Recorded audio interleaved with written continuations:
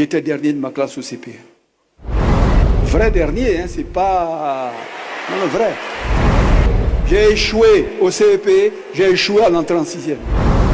Jamais de ma vie, je n'aurais imaginé être là où je suis. Aujourd'hui, je veux que tu comprennes une chose. Peu importe la situation dans laquelle tu te trouves, ou peu importe le niveau dans lequel tu te trouves actuellement, sache qu'il y a des gens qui ont commencé bien plus pire que toi et qui ont fait mieux que ce que tu fais actuellement. Nous allons écouter cet extrait de l'ancien Premier ministre ivoirien Patrick Achi qui nous raconte un peu son parcours. Comment est-ce qu'il est passé de dernier de la classe à Premier ministre ivoirien? Ça peut paraître invraisemblable, mais c'est la vérité.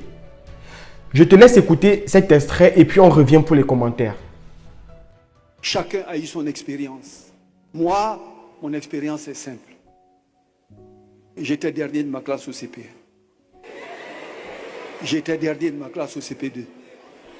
Vrai dernier, hein, c'est pas... Non, vrai. Dernier. On ne veut pas tricher au dernier. Et comme on voulait me faire tripler, mon père est allé voir le directeur pour lui demander pardon. Il lui a dit pardon, essaie de le pousser au moins qu'il arrive au CM2. Parce que s'il peut avoir un CAP de mécanique, au moins je vais lui ouvrir un garage. Moi je suis ingénieur, si vraiment mon enfant doit retourner faire un champ de cacao, ça sera compliqué.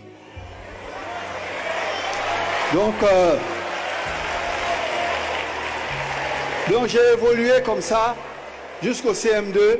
J'ai échoué au CEP, j'ai échoué à l'entrée en sixième. Oui, j'ai échoué. J'ai repassé le CEP en cinquième. C'est là-bas qu'il y a eu ça. Mais j'ai continué. Quand j'ai passé la sixième et la cinquième, j'ai dit, ah Dieu merci, au moins affaire de mécanicien là, je crois que ça, on a laissé avec ça. Jamais de ma vie, je n'aurais imaginé être là où je suis devant vous aujourd'hui. Jamais.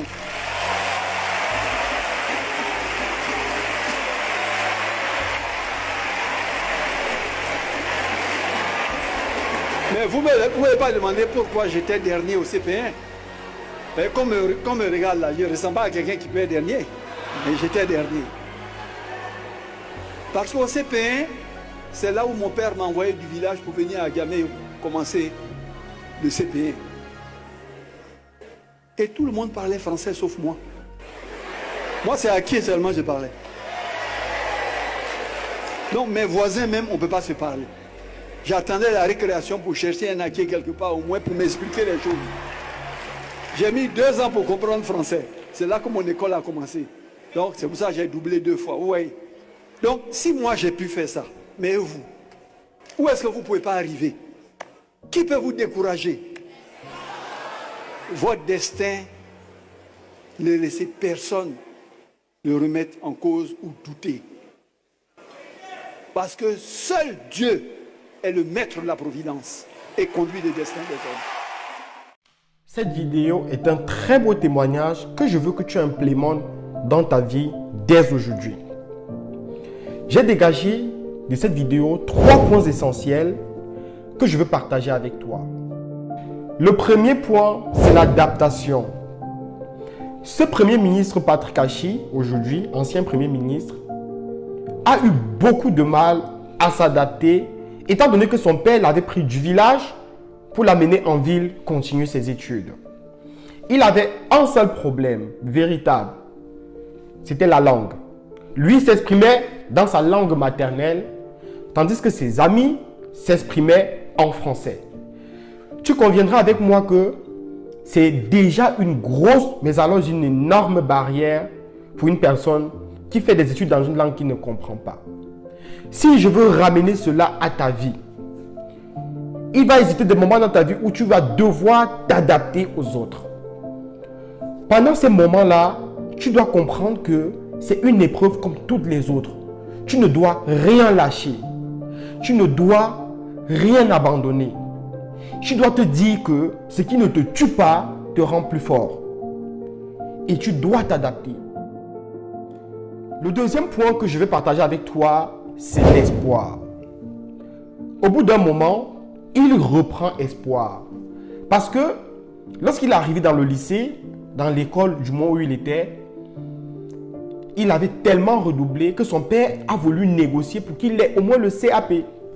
Mais il a fini par arriver en classe de 5e et il reprend espoir. Prenons cette situation et adaptons à ta vie d'aujourd'hui. Tu peux paraître être dans une situation où tu te dis rien ne va. Tu n'as pas réalisé ce que tu veux. Tu te sens inférieur aux autres. Tu te sens en retard. Mais une chose est très importante, c'est que tu dois être content de tes petits succès pour garder espoir. Il faut chercher dans ta vie passée un petit succès, infime soit-il, pour t'accrocher dessus et garder espoir.